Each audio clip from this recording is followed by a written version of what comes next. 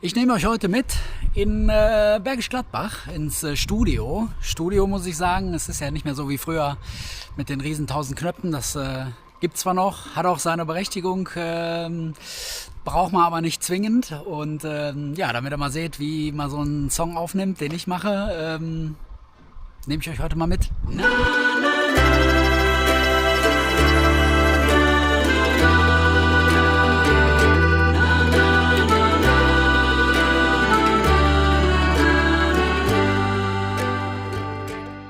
Lourde Wund, dat Kätzje brenne, macht den Öl schon ins Zoo. Wünsch ich mir für Mikele.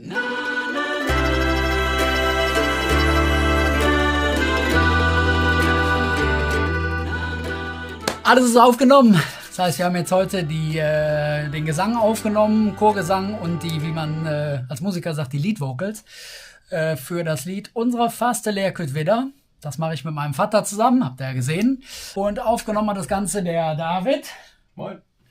Ja, und ihr seht ja, so ein Tonstudio heutzutage ist nicht mehr unbedingt das, was es mal früher war. Gibt's manchmal noch, manchmal nicht. Hat auf jeden Fall sehr viel Spaß gemacht. Ging auch zum Glück relativ schnell. Ja, von daher cool. Und jetzt darf der David das dann alles zusammenkochen und mischen und tun und machen. Und dann sind wir mal gespannt, was dabei rauskommt. Wird noch ein bisschen dauern. Wird wahrscheinlich so wie immer im Karneval und hier im Kölschen Musikgeschäft irgendwie im Herbst kommen. Ich werde es euch berichten.